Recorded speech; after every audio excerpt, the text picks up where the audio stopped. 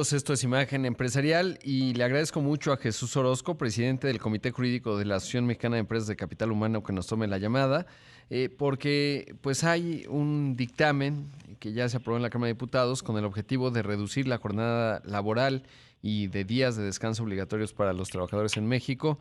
Jesús, ¿cómo estás? Gracias por tomar la llamada. Hola Rodrigo, muy buen día. Buen día.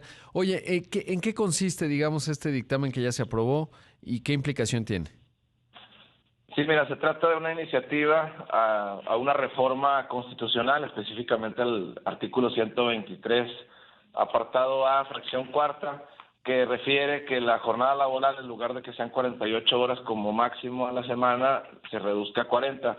Esta iniciativa fue presentada por la diputada de Morena, Susana Prieto Terrazas, en diciembre del año pasado, y pues caminó muy rápido, se aprobó, como bien lo comentabas, el pasado 27 de marzo en la Comisión de Puntos Constitucionales de la Cámara de Diputados. ¿Cuál es el proceso legislativo de esta iniciativa de reforma constitucional? Pues que está pendiente que se vote en el Pleno de la Cámara de Diputados, ya que se apruebe, en su caso, en la Cámara de Diputados, pasaría a la Cámara Alta, al Senado de la República, para su posterior entrada en vigor. Esta iniciativa constitucional no se alcanzó a votar, los diputados clausuraron sesiones el 26 de abril y el siguiente periodo ordinario de sesiones iniciaría hasta el 1 de septiembre, por lo cual pues, va a haber suficiente tiempo para un análisis y para una reflexión debida de una iniciativa que caminó muy rápido, cuyo impacto económico seguro será muy fuerte para todas las pequeñas y medianas empresas, sobre todo, toda vez que estamos hablando de una reducción de 8 horas a la semana de la jornada. Claro, o sea, estaríamos hablando que la semana laboral sería de 5 días estrictamente, ¿no? Sí, es correcto.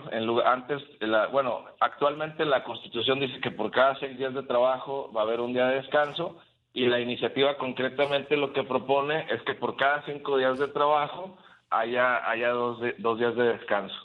Esto implicará que las empresas que requieren que sus trabajadores vayan, digamos, pues el sábado, tendrían que pagar tiempos extras. Es correcto, aquí se generaría un tiempo extraordinario y ese es el impacto que amerita una mayor reflexión desde el punto de vista sobre todo empresarial. Te comparto un dato, más de 8.5 millones de trabajadores laboran los sábados y más de 14 millones de trabajadores laboran más de 40 horas a la semana. Entonces, de esa magnitud es el impacto que esta iniciativa pues logre su curso y entre en vigor en el siguiente periodo de sesiones que inicia el 1 de septiembre, pues de ese tamaño es el impacto que costaría. O sea, 8.500.000 personas en México laboran los sábados. Ahora, supongo que habrá otros que trabajan, o sea, se reparten esas 8 horas a lo largo de la jornada, ¿no? Y trabajan 10 horas diarias. Sí, es correcto. La ley permite esa negociación de la jornada sin que rebase el tope de 48 por semana. Todas las horas ordinarias y extraordinarias se computan por semana, pero actualmente de 48, pues la iniciativa propone quitarle 8 para que se reduzca a 40. Si bien es cierto, habría que analizar un tema importantísimo, que es la productividad, pues por otro lado, sí amerita ahí una reflexión mayor en el sentido de escuchar a la voz empresarial por el impacto que generaría esa reducción de 8 horas, ¿no? Claro, sí, sobre todo, por ejemplo, ¿cuál ha sido el efecto que ustedes han tenido visible en el tema de las vacaciones, que también se duplicó? Porque ya cuando juntamos todo, pues sí se va volviendo una carga importante. Y lo que más preocupa, bien mencionas, yo creo que sí, México es claro cuando vemos las cifras de la OCDE que tendría que ser más productivo, pero cuando aplicas muchos cambios rápidos, pues lo que genera son más incentivos a la informalidad, ¿no? Porque obviamente una microempresa va a decir, hijo, no, pues mejor no te pongo en la nómina o no trabajas, pero no tengo el puesto. No es lo correcto, obvio, ¿no? Lo ideal es que haya formalidad. Yo siempre empujo mucho este tema porque está vinculado a la productividad. Pero bueno, para ser concreto, Jesús, qué impacto ha tenido, por ejemplo, el tema de las vacaciones? Sí, mira, pues ya de entrada desde el 1 de enero de este año, con la entrada en vigor de la reforma de las vacaciones, el impacto fue en la cuota social y obviamente todos los trabajadores que en este ejercicio fiscal 2023 empezaron a cumplir su aniversario de labores, pues tuvieron derecho a un beneficio del doble al que tenían el año pasado. Eso fue un impacto económico. En los días de vacaciones amerita el 25% de prima vacacional y pues ese impacto del 25% sobre los días a disfrutar en materia de vacaciones fue el impacto que se ocasionó en las empresas, además de que es un factor de integración para la cuota social, pues hubo ese doble aumento que tuvieron que costear los empresarios, desde pequeños y medianos hasta los grandes. Este tipo de iniciativas lo que ameritan es escuchar y reflexionar desde el punto de vista también empresarial, porque pareciera ser que solo caminan por parte de los legisladores, pero sin escuchar a quienes fomentan el empleo digno y formal en nuestro país.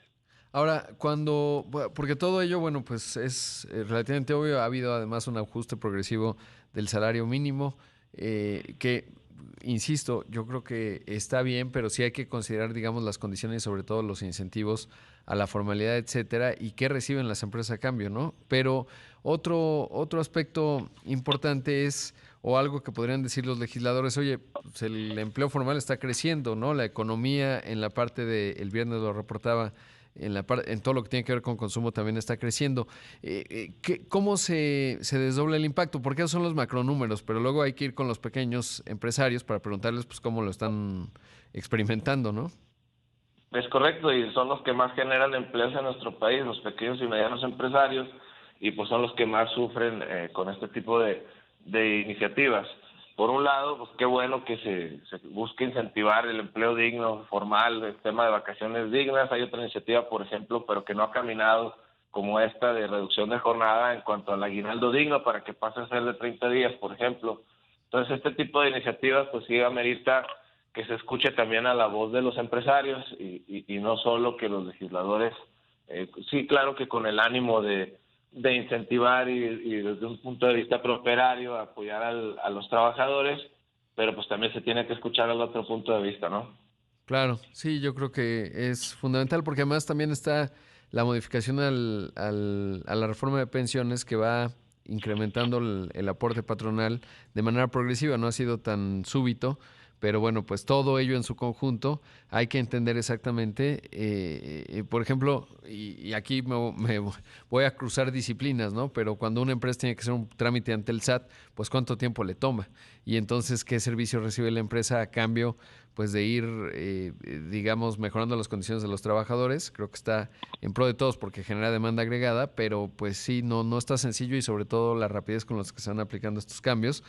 Pero bueno, pues interesante. Obviamente del lado de los trabajadores muchos dirán, me escribí el fin de semana uno, ¿quién propuso esa propuesta? ¿Quién hizo esa propuesta en el legislativo? Porque yo lo votaría para presidente, ¿no? Entonces, claro, desde la óptica de los trabajadores suena sencillo, a veces cuesta trabajo entender el riesgo que implica, el esfuerzo que implica, digamos, incluso anímicamente el emprender, ¿no? Y por eso es que la tasa de sobrevivencia de las micro y pequeñas empresas pues no es mayor a 5 años, ¿no? Es más, ya no me acuerdo del dato exacto, pero según yo, en los primeros 2 años se muere el 75%.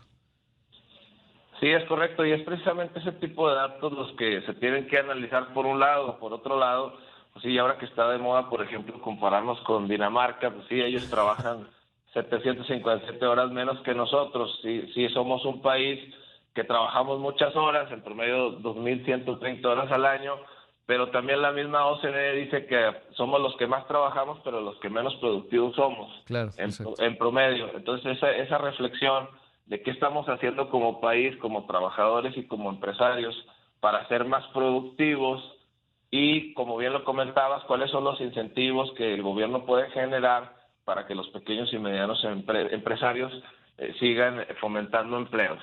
Claro. Sí, entre que en Dinamarca no creo que vayan por el café en la mañana, ¿no? Antes de entrar a la jornada, y que no hagan la FIE, van a tramitar la incapacidad, supongo que tardan menos que en el IMSS, ¿no? O en cualquier tema de salud. Pero bueno, Jesús, muchas gracias por la entrevista. Estoy para servirte, buen día. Un saludo a ti y a toda tu audiencia. Buen día. Ahí escuchamos a Jesús Orozco, presidente del Comité Jurídico de la Asociación Mexicana de Empresas de Capital Humano, la MECH.